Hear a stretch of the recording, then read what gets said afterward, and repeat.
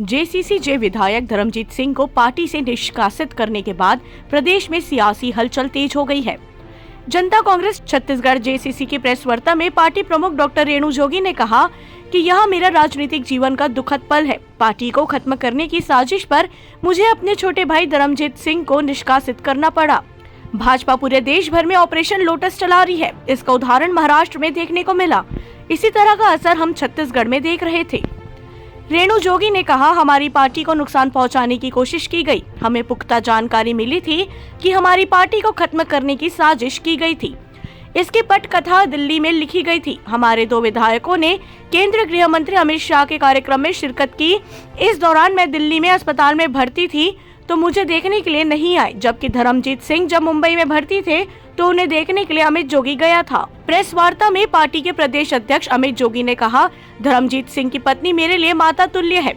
वो मेरे भी छोटे भाई हैं और हमारे आप मरवाही आएंगे, अमरकंटक आएंगे तो एक महाराज जी हैं, हमारे मुख्यमंत्री जी उनसे मिलने जाते हैं। पर लोगों की ये मान्यता है कि जितनी वो गाली देते हैं उतना ही उनका आशीर्वाद रहता है, उतना प्यार रहता है। तो प्रमोद शर्मा जी को भी मैं उसी नजरिए से देखता हूं, जितना वो बोल रहे हैं वो उनका प्यार है। जो बोल रहे हैं कि अब पार्टी से निकालने की हिम्मत है तो निकाल के दिखाएं करके चैलेंज किया है आपको। मैं क्यों निकालूंगा? मैं कौन होता हूँ निकालने वाला? अच्छा, वो उनके पास तो इस्तीफा देने का विकल्प हमेशा खुला है। हिम्मत तो उनको दिखानी चाहिए। धर्मजीत से पार्टी के बड़े चेहरे अमित भैया, ये दोनों जने बार-बार एक बात कह रहे हैं कि पार्टी खत्म हो गई है, कुछ नहीं बचा। निश्चित रूप से अगर बीजेपी का ये ऑपरेशन लोटस महाराष्ट्र में शिवसेना के साथ, दिल्ली में आम आदमी के साथ अभी भी चल ही रहा है, बिहार में जनता दल यूनाइटेड के साथ, कौन सा राज्य बचा है?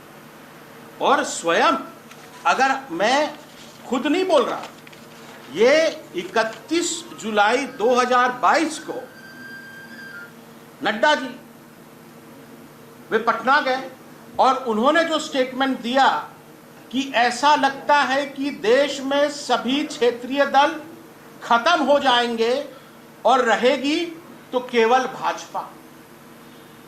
ये क्या है? हमारे देश में लोकतांत्रिक व्यवस्था है। क्या बीजेपी किसी और पार्टी को रहने भी नहीं देना चाहती? ये तो पूरी पटकथा लिख गई थी। और जब हम लोग माननीय विधानसभा अध्यक्ष से मिलने गए तो उन्होंने खुद इस बात का जिक्र किया कि ये लोग मुझसे समय मांगे हैं। अरे किस लिए समय मांगे थे? हमारी जानकारी में नहीं था। मतलब केवल क्योंकि विधायक दल में अब मेरे पिताजी का स्वर्गवास हो गया, देवव्रत सिंह जी नहीं रहे, उसका फायदा उठाते हुए उस स्थिति का आप 2/3 बन जाते, पार्टी का चिन्ह आपके पास, पार्टी का नाम आपके पास। मेरे पिताजी की जो खून पसीने की बनाई हुई ये पार्टी है, क्या हम उसको ऐसे ही खत्म होने देते? आप पीठ के पीछे लगातार बीजेपी के संपर्क में, और जो हमारे मीडिया के साथी हैं, मुझे नहीं लगता कि वो पीठ के पीछे भी कर रहे थे। इतना खुल्लम खुल्ला उनका जो ये बीजेपी प्रेम था। किसी एक उन्होंने स्क्रीनशॉट दिखाया है या कल स्क्रीनशॉट दिखाया है, तो वही मेरे पास भी है। जो कुछ मैंने लिखा उसके बाद मैंने अपनी तरफ से उसको भी उन्होंने पढ़ा, पर शायद आप लोगों ने उसके शब्दों पे पूरी तरह से गौर नहीं किया। उसमें मैंने लिखा है कि मम्मी की अचानक तबीयत बिगड़ने के कारण भावना में बह के आपसे कुछ, आपकी पत्नी नहीं, उनकी पत्नी मेरे लिए माता तुल्य है, आपसे कुछ अनुचित बात हुई जिसके लिए मैं सदैव आपका क्षमा प्रार्थी रहूंगा। पापा के बाद आप ही हमारे परिवार के मुखिया हैं। आशा करता हूं कि आप मेरी गलती को क्षमा करेंगे। मेरी उनकी पत्नी के फोन पे बात हुई, क्योंकि लोरमी क्षेत्र के भी कोई भी मतदाता आपको बता देंगे कि माननीय विधायक जी कभी खुद का फोन उठाते भी नहीं। हमारे मीडिया के जो साथी आप भी बताएंगे, वो अगर उनसे बात करनी है तो आंटी के फ़ोन पे लगाया जाता है, उनकी पत्नी के फ़ोन पे लगाया जाता है। और उस समय मेरी माँ बिस्तर पे पड़ी थी, अस्पताल में थी, और ये लोग 2 दिन 3 दिन वहाँ किन किन से मिल रहे हैं, इसकी जानकारी मुझको हुई।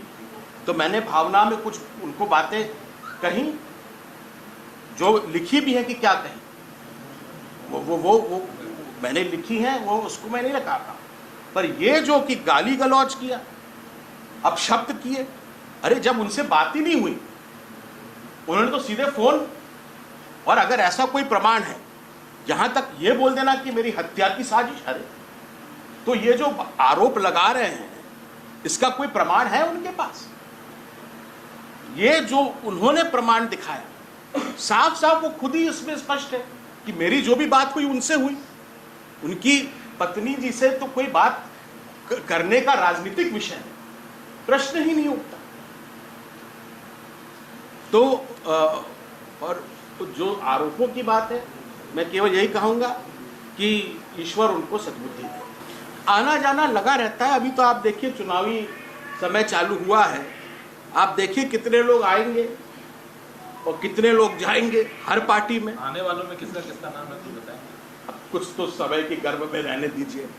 पर आज जो हमारा बिल्कुल जो एक स्पष्ट मैसेज है बीजेपी को है कि दोबारा यहां छत्तीसगढ़ में ये ऑपरेशन लोटस, मुझे नहीं लगता कि कम से कम ये जनता कांग्रेस में तो नहीं चलेगा। हमने सिद्ध कर दिया। आपने एक सवाल पूछा था कि फला को क्यों नहीं, क्योंकि हमें एक संदेश भी देना था। वो संदेश हमें बीजेपी को देना था, जो दिल्ली में बैठे हैं बीजेपी के लोग, कि जनता कांग्रेस छत्तीसगढ़ में हम भले ही संख्या में कम है लेकिन दम पूरा है। आप कांग्रेस में ईडी और ये वो करके डर वर के, आजकल आपने देखा मुख्यमंत्री जी बोलना कुछ कम कर दिया। Your attention, please. I mean, we are very intellectual, highly qualified. But both Dharmjit and Pramod Sharma, they claimed that it was slang language, hate language, going to decline the party in the minus way. So, are you accepted? Are you going to rectify your language, slang language, hate language? Those are usually get the leaders, party senior leaders. Are you accept this?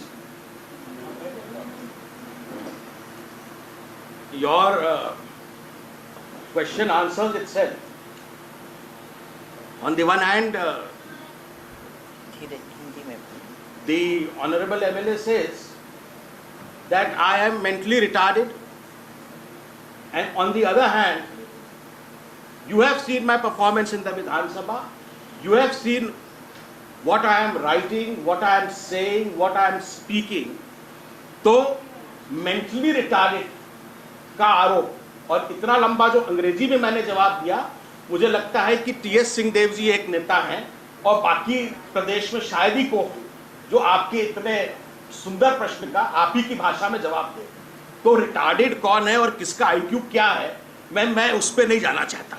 लगातार जैसे कि हमने कहा, वे मेरे पिताजी के जाने के बाद मेरी माँ आपको बताएंगी, कई बार जब पापा थे भी तो बोलते थे कि यार तुम कब मेरी बात नहीं काट देते हो, पर धर्मजीत की बात कभी नहीं काट। ऐसा वो कई बार आपको भी कंप्लेंट है कि ये दोनों देखो मेरे को मना ही लेते हैं अपनी बात के लिए। तो वो मेरे सबसे करीबी थे। जब मेरा जन्मदिन था, सबसे पहले मैंने उनके पांव छुए, उसके बाद मेरी माँ का पांव छुआ, वो स्थान दिया। और उनका ये कहना कि ये हत्या करें, मेरी पत्नी के साथ गाली गलौज, अरे कोई ऋचा के साथ करके देखे तो मैं इतने दिन शांत रहता, कुछ नहीं बोलता। तो ये इस तरह के जो आरोप लगाए, मैं नहीं समझता कि मुझे इसका कोई स्पष्टीकरण देने की या उनके स्तर पे जाने की जरूरत है। पर क्योंकि आपने ये बात उठाई और मैं भी, क्योंकि मेरी माँ भी आज बहुत भावनात्मक है, मैं भी भावनात्मक हूँ। आज हम लोगों का उद्देश्य यह है कि जो बीजेपी के द्वारा हर जगह क्षेत्रीयता को खत्म किया जा रहा है, हर जगह जहां जहां विरोध की, विविधता की आवाज उठती है, उसको कुचलने का प्रयास किया जा रहा है, वो यहां छत्तीसगढ़ में भी हुआ। ये ऑपरेशन लोटस केवल दिल्ली या महाराष्ट्र तक सीमित नहीं रहा। 8 प्रांतों में चुनी हुई सरकारों को गिराया गया है। यहां पर भी यही साजिश रची जा रही थी। और बड़े दुर्भाग्य की बात है कि इसमें हमारे चाचा जी पता नहीं क्या समझ के उनके साथ हो रही। ये निर्णय तो कोर कमेटी का है, किसको चुना गया किसको नहीं चुना गया, मुझे लगता है कि समय गुजर जाने के बाद कई चीज़ें खुद ब खुद स्पष्ट हो जाएंगी। पर रही आपकी बात, तो हमारी पार्टी का जो नाम मेरे पिताजी ने रखा, जनता कांग्रेस, नेता कांग्रेस में जोगी जी की जो ताकत रही है वो छत्तीसगढ़ की अब 3 करोड़ जनसंख्या हो गई। ये 3 करोड़ जनसंख्या है, 3 करोड़ छत्तीसगढ़िया लोग हैं जो छत्तीसगढ़ से प्रेम रखते हैं। ये उनके 2003 से लगातार वो विपक्ष में ही रहे, उसके बाद भी उनकी पॉलिटिक्स को अगर किसी चीज ने मजबूत किया तो वो जनता का प्यार था। और वही हमारे परिवार की, हमारी पार्टी की धरोहर है। हम जनता के बीच जाएंगे, जाते रहे हैं, आगे भी जाएंगे। और मुझे विश्वास है कि छत्तीसगढ़ की जनता जोगी जी की प्रति अपनी श्रद्धांजलि जरूर दी। अब फिर से कांग्रेस आप ही लोगों पे हमलावर है कि बी टीम है, आपस में सरपुटलगल मची हुई है। ये वो लोग तय कर ले। पर आज मुझे लगता है कि जिस स्पष्टवादिता के साथ, प्रखरता के साथ हमने अपनी बात रखी है, हमारी बात धर्मजीत सिंह या प्रमोद शर्मा इस स्तर पे नहीं है। हमारी बात आइडियोलॉजिकल है कि क्या छत्तीसगढ़ में 72 सालों के बाद ले दे के तो एक क्षेत्रीय दल तैयार हुआ। कई लोगों ने प्रयास किया, स्वर्गीय विद्याचरण शुक्ला जी ने किया, स्वर्गीय ताराचंद साहू जी ने किया, खूबचंद बघेल जी ने किया, कई लोगों ने किया, पर सफलता स्वर्गीय अजीत जोगी जी को मिली। ये सफलता उनकी निजी या हमारी पार्टी की सफलता नहीं है, यह हमारे प्रदेशवासियों की जो अस्मिता है, क्षेत्रीयता की भावना है, उसकी सफलता है। और उसे बीजेपी बर्दाश्त नहीं कर रही, क्योंकि ओवरऑल स्कीम ऑफ थिंग्स में उनको लगता है कि कहीं पर भी क्षेत्रीय दल, ये तो उनकी आइडियोलॉजी है। तो इस ऑपरेशन लोटस जो छत्तीसगढ़ में चल रहा था, उसको एक्सपोज करने के लिए जो लोग कल बड़ी दुहाइयां दे रहे थे कि हम तो बहुत सम्मान करते थे, अरे ये तो मानवता होती है।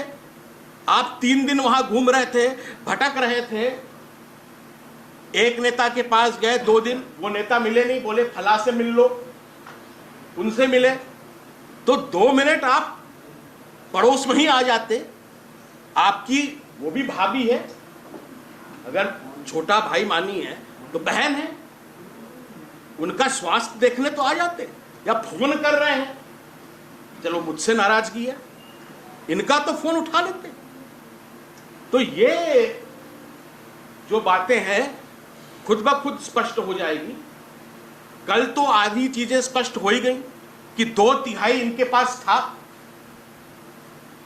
जब दोनों साथ आए तो ये तो आपके सामने स्पष्ट हो गया। और जब 2/3 रहता तो क्या करते? इनके पास अगर बीजेपी में जाना था तो 2 विकल्प थे, कानूनी दृष्टि से देखें। जीवन का सबसे दुखद पल है, पहलू है कि जिनको मैं अपना छोटा भाई मानती थी, धर्मजीत सिंह जी, उनको मेरे ही हाथों से, मेरी ही कलम से निष्कासन पर पहले हस्ताक्षर किए। और अभी हाल में छत्तीसगढ़ में और पूरे देश में भाजपा ऑपरेशन लोटस के द्वारा 31 जुलाई 22 को से उन्होंने पूरे देश में प्रारंभ किया। महाराष्ट्र में एकनाथ शिंदे जी मुख्यमंत्री बने, चालू करो पंखा कूलर। ऑडियो नहीं मिल रहा है आपको उसकी आवाज से, ऑडियो प्रॉपर नहीं आ रहा है। अच्छा बोलते रहो।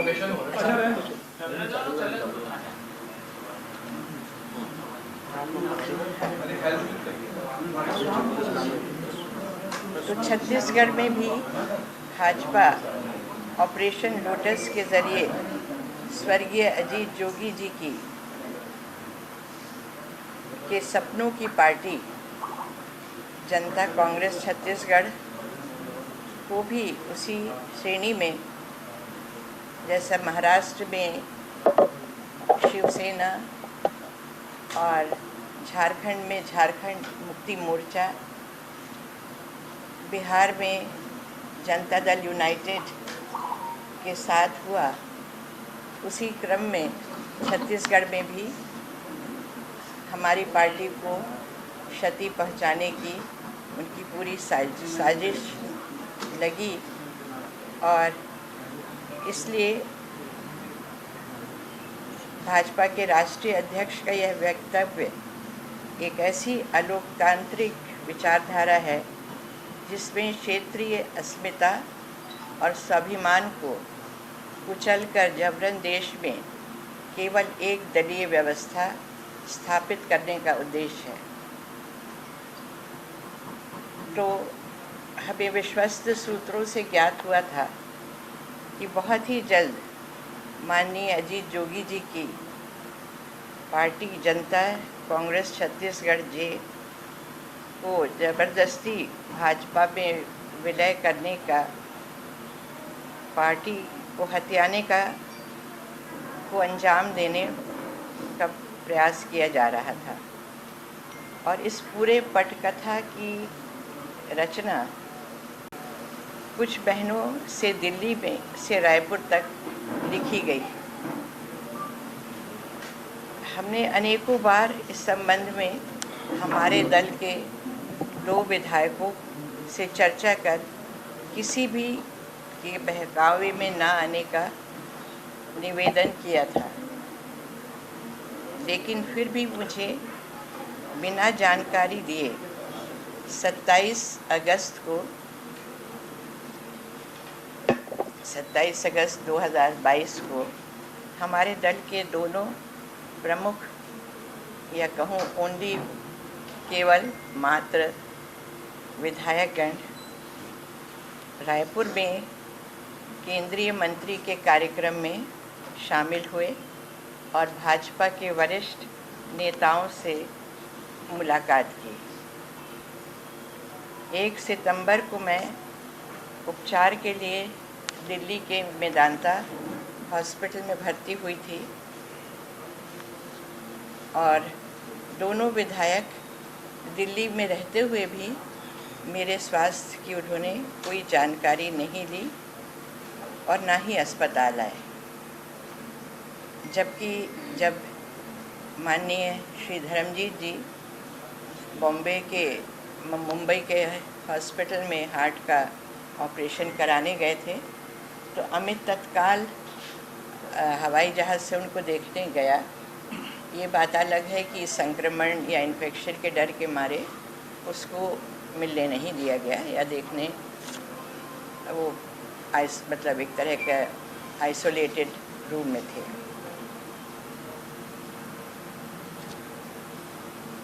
इस दौरान छत्तीसगढ़ भाजपा की तत्कालीन प्रभारी श्रीमती पुरंदेश्वरी देवी से दिल्ली में मिलते रहे और पूरे षड्यंत्र का खाका उन्होंने वहाँ रचा। माननीय अजीत जोगी जी की विचारधारा और मूल सिद्धांतों के विरुद्ध पार्टी के हजारों कार्यकर्ताओं की इच्छाओं के विरुद्ध और पार्टी के अध्यक्ष, राष्ट्रीय अध्यक्ष, प्रदेश अध्यक्ष और सभी पदाधिकारियों